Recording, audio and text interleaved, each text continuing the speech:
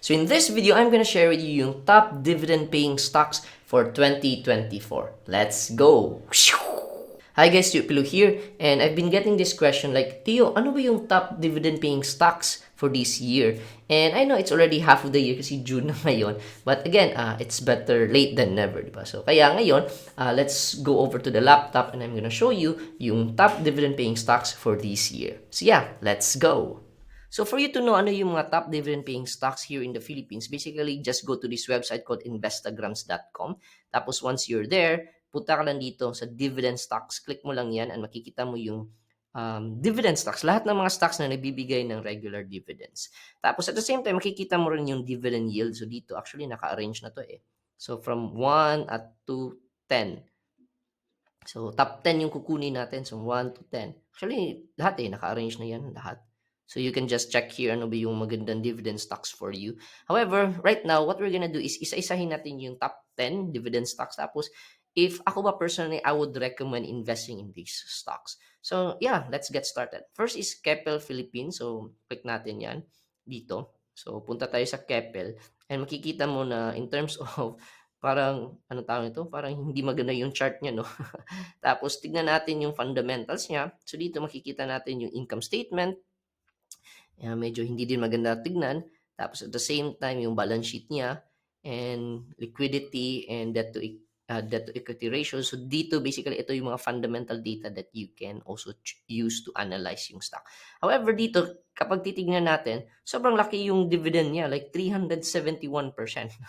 But when you look at the dividend history, once lang siya nagbigay ng dividend. So if you're gonna ask me, this is not a consistent dividend paying stock. So I won't personally invest in this one. Kasi again, as a dividend investor, gusto natin yung stocks na nagbibigay ng regular dividend. So, ako personally, I wouldn't touch itong Keppel Philippines. Next naman, number 2, second top dividend paying stocks is Mega Wide and nagbibigay siya ng 32%. So, medyo malaki din, di ba? So, let's check Mega Wide. So, ito yung chart niya.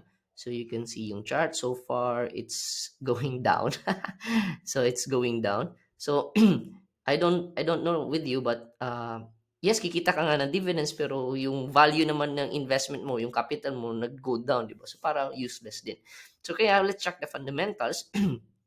Income statement, you can see the revenue. Mataas yung revenue, pero when it comes to net income, di ba? So, parang negligible lang yung net income. In fact, dito negative eh.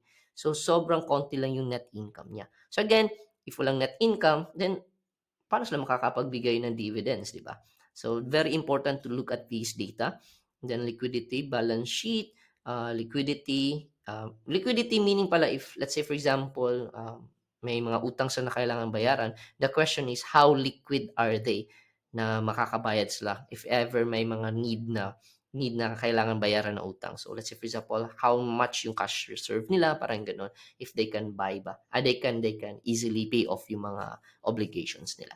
Now, in terms naman of dividend histories, you can see dito, ayun nga, 32% yung ibibigay niya, di ba? And then, payment date, June 16, pero yung ex-div date, May 23, so hindi ka na makahabol.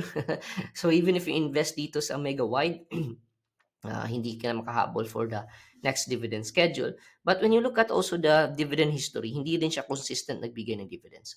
Ako personally, again, I won't touch this dividend stock. Ikaw, if you want, then feel free. But ako personally, I wouldn't touch Mega Wide. So, close na natin to. Next naman is SCC, Semirara Mining.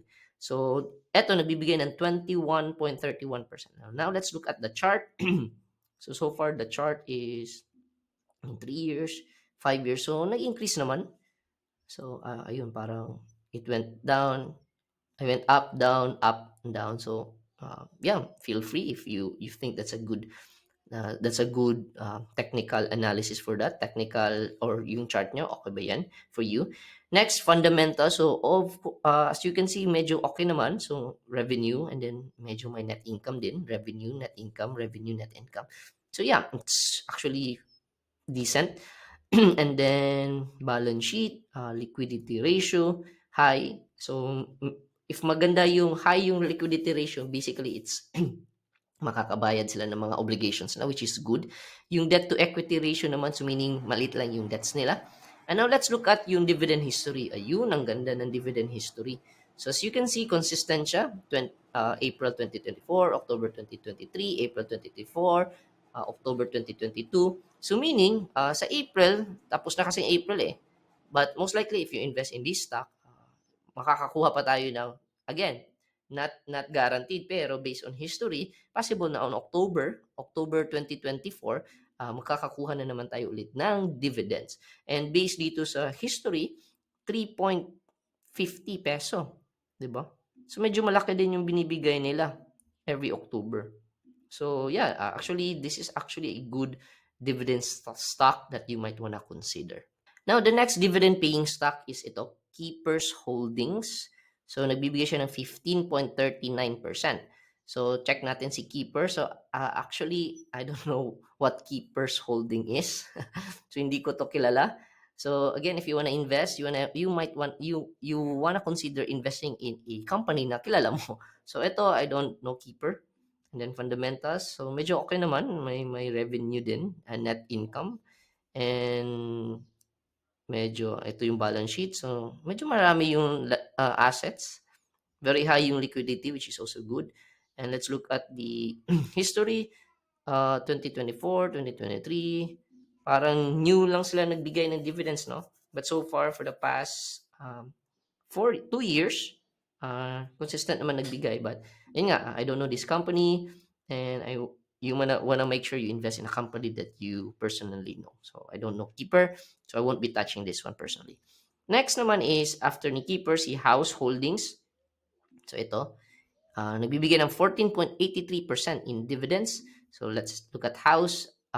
Also this one, I don't know House. So I won't be touching this one. So hindi ko kilala, diretso na I won't be touching this stock. So far, hindi consistent yung dividends.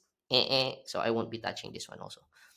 Next naman is Mark Ventures. So top 6, nabibigyan ng 13.33%. So Mark Ventures Holdings. Let's look at the chart. Parang for the past 10 years, like, diba? Tapos 5 years, parang ganun lang yung price niya. And fundamentals wise, parang hindi din maganda tignan. And, look at the dividend history. Hindi tayo mag-invest dyan. Next naman is dito, DMCI Holdings. Ito, magandang stock to. DMCI Holdings at 12.74%. So, let's look at the chart. 5 years. So, ayun, it went down but it went up. 10 years, it went, parang nag-down siya tapos up. So, yeah, you might want to consider this one.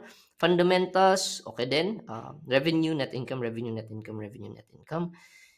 And very high liquidity, okay, good. And then when it comes to dividends, consistent. So as you can see dito, consistent nagbibigay si DMCI ng dividends. So based on history, April and October, April. So tapos na si April, may chance pa na makakuha ka ng dividends this upcoming October. Again, ex-div date, ito yung date na you need to invest before the ex-div date. Once you invest during the ex-div date, wala, you're excluded already. And payment date, dito mo matatanggap yung dividends mo, November. Ito tapos na kasi May. So yeah, DMC would be a good dividend stock to consider. And then next, top 8. So SPC, ito yung isa sa mga favorite dividend stocks ko before. Pero yun nga, bumaba kasi yung price niya. But fundamentally speaking, okay pa din naman. So you look at it, yun nga. Diba? So it's really trend. Dito lang, it already went as high as 15 peso per share. Tapos ngayon bumaba siya na to 9.6. Now let's look at the fundamentals. So dito, okay, the revenue, net income. Dito lang talaga sa Q4 of 2023, parang I believe this is negative yung net income nila. Kaya they cut off yung dividends nila. But so far, in terms of dividend history, ayun nga, consistent din to nagbibigay. This one lang, last 2023, they slash off yung dividends. Actually, dito din 2022. Kasi when you look at this, 2021, diba? Consistent naman yan nagbibigay ng dividends. Si SPC. And good thing, balik na siya ngayon this 2024. Twice na siya nagbigay ng dividends this year. So, personally, disclosure, I'm investing in SPC. But again, not financial advice. Please do your own research if you want to also consider SPC. And then top 9, Metro Retail Stores. So, let's look at the chart. Medyo hindi maganda tignan. Boom! Just went down. So, I don't know if I'm gonna invest in this one. Oh no, net income mo lang, net income mo, di ba? So, very X na to kagad. In terms naman of dividends, 2024, 2020, hindi din consistent na bibigay ng dividends. So, it's up to you if you wanna invest in Metro Retail Stores Group. Last one, top 10 is LTG Group. So, isa din sa mga favorite dividend stocks ko. So, when you look at the chart, so medyo nag-down siya, okay? Tapos, I don't know if mag-i-increase pa ba to. Okay? But, yun nga. Medyo down siya. But, yun. Again, depends on you if you wanna invest in this one. But in terms of fundamentals, net income, meron naman. Okay? And then, balance sheet, liquidity ratio. Oh, maliit yung liquidity ratio niya. Meaning, they're leveraging, meaning, possible na wala silang ganong kadami cash reserve. And then debt to equity ratio, so medyo malaki yung debt nila to equity. Basically, yung meaning nito is that they're leveraging debt to grow their business. So parang gano'n. But yeah, in terms naman of dividends, very consistent din sila. So if you notice this one, last 2023, nagbigay sila March, May, September, and December. And so far, this 2024, nagbigay na sila March and May. So, most likely, may ma-receive pa tayo September and December. Again, not guaranteed, but based on history, possible na ganun. Kasi 2022, ganun din eh. March, August, December. So, tatlo lang. 3 times na sila. But 2023, 4 sila nagbigay ng dividends. 4 times sila nagbigay. But basically, like, the consistent sila nagbibigay ng dividends on a yearly basis. So, yeah, LTG could be a good dividend-paying stocks to consider. So yeah, those are the top dividend-paying stocks for this year 2024. And if you notice, not all stocks are created equal. Some stocks, anong tawag ito, like hindi sila consistent nagbibigay ng dividends. Some stocks naman is hindi naman gaano ka profitable. So again, very important talaga na we need to know how to choose the right dividend stocks for you. However, if you want a hack, kung gusto mo magkaroon ng stocks or dividend stocks na consistent nagbibigay ng dividends, then that would be mga REITs or real estate investment trust. However, walang mga REITs na nakapasok sa top 10 ngayon. But if you're interested to know ano yung top dividend paying REITs here in the Philippines, I have this video. You can check out this video, the top dividend paying REITs for 2024. So if you're interested with that, go ahead and check this next video.